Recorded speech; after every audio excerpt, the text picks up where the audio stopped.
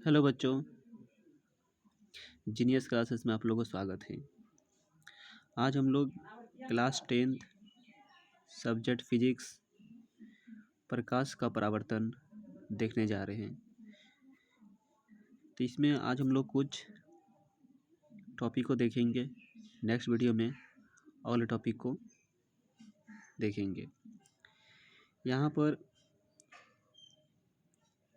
सबसे पहले हम लोग देखेंगे कि प्रकाश किसे कहते हैं। तो यहाँ पर प्रकाश का मतलब होता है जिसकी उपस्थिति में हम किसी वस्तु को देखते हैं, उसी को ही प्रकाश कहते हैं। माने प्रकाश एक ऐसी भौतिक कारक है जिसकी उपस्थिति में हम किसी वस्तु को देखते हैं। तो यहाँ पर मान लेते हैं कि ये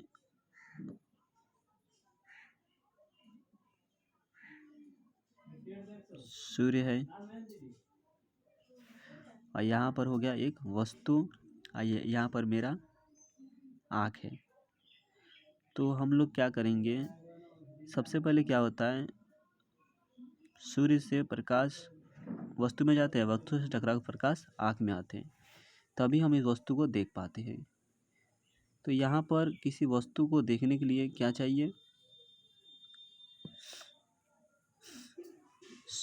प्रकाश चाहिए। उसके बाद उस प्रकाश का लाइट वस्तु पर आना चाहिए और वस्तु से टकरा हमारे आँख में आना चाहिए, तभी हम उस वस्तु को देख सकते हैं। तो इस स्थिति में किसी वस्तु को देखने के लिए 3 चीज़ की आवश्यकता होता है। पहला लाइट माने प्रकाश, दूसरा वस्तु चाहिए, तीसरा वस्तु से टकरा कर प्रकाश हमारे आँख में आना चाहिए, तभी हम वस्तु देख सकते हैं। जैसे घर पर हम देखेंगे तो प्रकाश होते हुए भी वस्तु भी है, लेकिन वस्तु अगर हमारे पीछे अगर हो तो वह दिखाई नहीं देता है। इसका मतलब है कि उसका लाइट हमारे आँख पर नहीं आते हैं, इसलिए हमें वो चीज़ दिखाई नहीं देते हैं। इसका मतलब है किसी वस्तु को देखने के लिए हमें उस वस्तु का लाइट हमारे आँख पर पहुंचना चाहिए, तभी हम उस वस्तु को देख सकते हैं, अन्यथा उसको हम नहीं देख सकते हैं। उसके बाद हम लोग को प्रकाश के बारे में कुछ और परिभाषाएं है, उसको भी देखेंगे। आप लोग इस पीडीएफ का जो नोट्स है इसको अच्छा से कॉपी में लिख लीजिएगा, ये काफ़ी इम्पोर्टेंट है। ये सब परिभाषा इसमें लिखा गया है।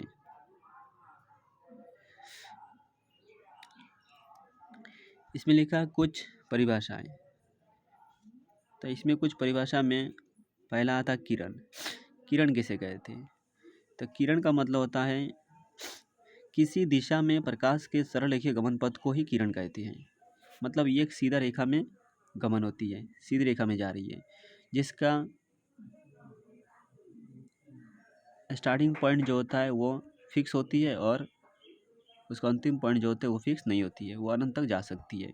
जिस प्रकार टॉर्च में से लाइट निकलकर अनंत तक जाती है, उसी प्रकार किरणें जो होते हैं वो एक बिंदु से निकलकर अनंत तक जाती है, तो इसको हम लोग किरण कहते हैं। तो किरण किसी दिशा में प्रकाश के सरल रेखीय गमन पथ को ही किरण कहते हैं। उसके बाद हम लोग देखेंगे प्रकाश पुंज किसे कहते हैं।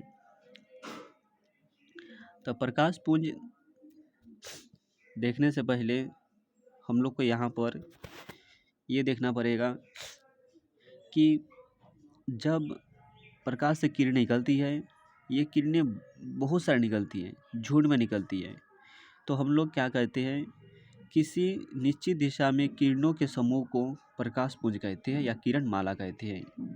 इसको हम लोग किरण माला भी कहते हैं। मतलब प्रकाश के समूह को प्रकाश में किरणों के समूह को क्या कहते हैं, किरण माला कहते हैं। प्रकाश में किरणों के समूह को किरण माला कहते हैं।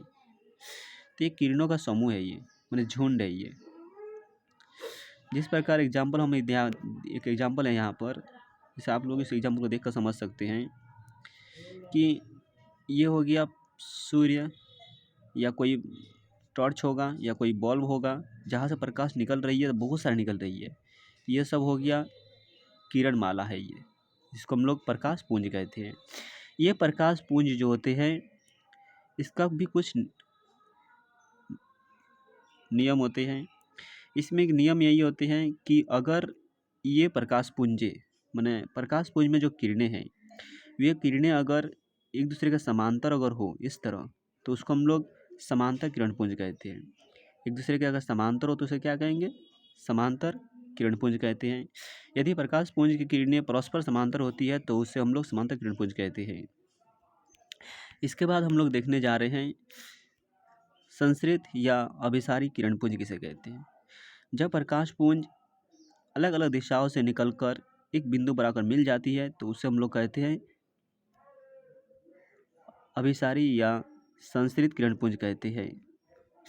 माने अलग अलग दिशाओं से आकर एक बिंदु पर अगर मिल जाती है तो उसको क्या कहते हैं?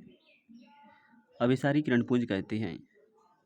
तो यदि प्रकाश पुंज की किरणें आगे बढ़ने पर एक बिंदु पर मिलती है तो इसे हम लोग संश्रित या अभिसारी किरण पुंज कहते हैं। इसमें एक कुछ एग्जाम्पल जिससे हम समझाएं यहाँ पर कि अगर प्रकाश पुंज में किरणें अगर एक दूसरे के समांतर अगर हो तो उसको हम लोग समांतर किरण पुंज कहते हैं। अगर अगर किरणें अलग अलग दिशाओं से आकर अगर एक बिंदु पर मिल जाती है तो उसको हम लोग कहते हैं अभिसारी किरण पुंज कहते हैं। तो ये अभिसारी किरण पुंज का एग्जाम्पल है।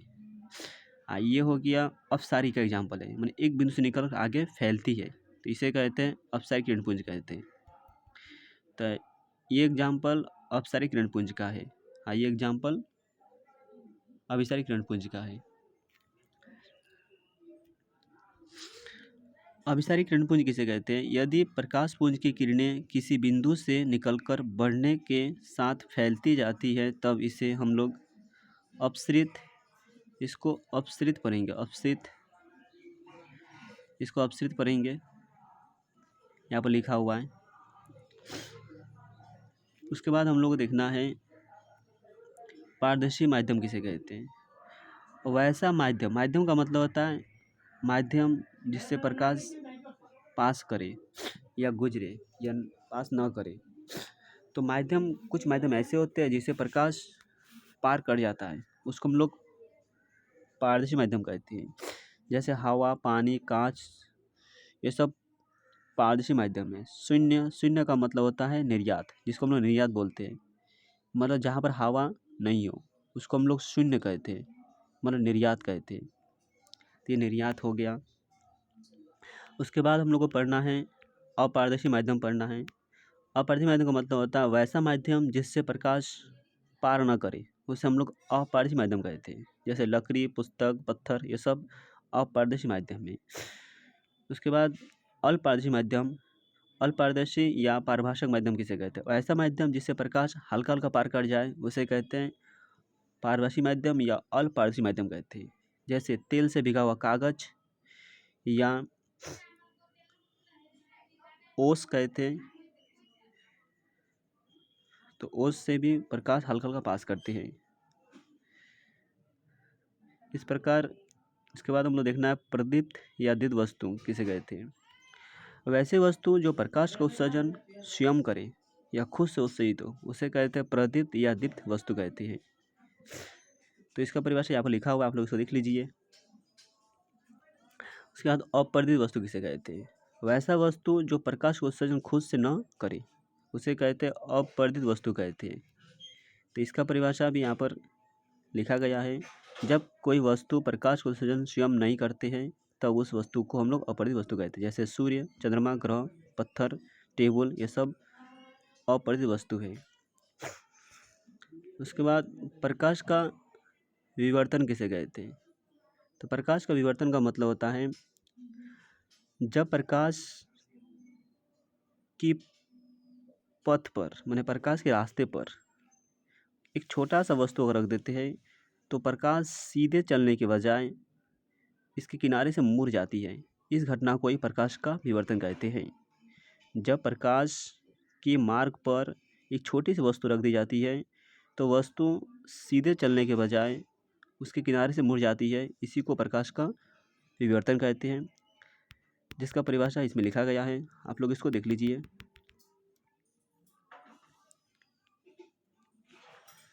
उसके बाद आता है प्रकाश की प्रकृति। तो प्रकाश का नेचर का मतलब होता है प्रकाश कैसे होते हैं। तो प्रकाश एक विद्युत तरंग के जैसे काम करते हैं। और प्रकाश एक यांत्रिक विद्युत चुंबकीय विकिरण ऊर्जा का एक रूप है। उसके साथ साथ प्रकाश एक तरंग भी है जिसकी चाल जो होता है वह शून्य में, मतलब निर्यात में, निर्यात का मतलब जहाँ पर हवा नहीं होते उसे निर्यात कहते हैं, उसको शून्य भी बोलते हैं। तो एक्चुअली शून्य हो या निर्यात हो या हवा हो, उसमें प्रकाश का जो चाल है, वेग है, वह 3 × 10⁸ मीटर पर सेकंड के बराबर होते हैं। इसको आप लोग याद रखिएगा।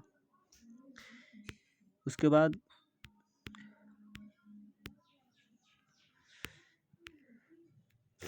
आधुनिक क्वांटम सिद्धांत। आधुनिक क्वांटम सिद्धांत के अनुसार प्रकाश का 2 नेचर है जिसको हम लोग ड्यूल नेचर ऑफ लाइट कहते हैं, जिसके बारे में हम लोग आगे जाकर पढ़ना है। इसमें थोड़ा सा जान लेंगे कि इसको क्या कहते हैं। इसमें कह रहा है कि आधुनिक क्वांटम सिद्धांत के अनुसार प्रकाश जो होते हैं वो कर्णिका तथा तरंग दोनों का स्वभाव रखते हैं। जब प्रकाश गमन करती है तो उस स्थिति में वह तरंग स्वभाव रखती है, और जब प्रकाश किसी वस्तु से टकराती है या उत्सर्जित होती है तो उस स्थिति में, या उन्नयन क्रिया करती है या टकराती है तो उस स्थिति में वस्तु कर्णिका स्वभाव रखती है। कर्णिका का मतलब होता है, ये कर्णिका लिखा है, इसको कर्णिका स्वभाव रखती है। कर्णिका का मतलब होता है उसमें कुछ कौन होता है प्रकाश में। तो प्रकाश तरंग स्वभाव रखती है, उसके साथ साथ प्रकाश कर्णिका स्वभाव भी रखती है। जब प्रकाश एक सीधी रेखा में गमन करती है तो उस स्थिति में वो कर्णिका स्वभाव रखती है, और जब प्रकाश किसी चीज़ से टकरा जाती है तो उस स्थिति में वह तरंग स्वभाव रखती है। इसके बारे में हम लोग आगे पढ़ना है। अभी 10th क्लास में सिर्फ हम लोग को पढ़ना है कि प्रकाश से किरण स्वभाव रखती है, किरण के बारे में पढ़ना है 10th क्लास में। इतना ही पढ़ के हम लोग इस वीडियो को समाप्त करते हैं। अगले नेक्स्ट वीडियो में हम लोग इसका आगे देखेंगे।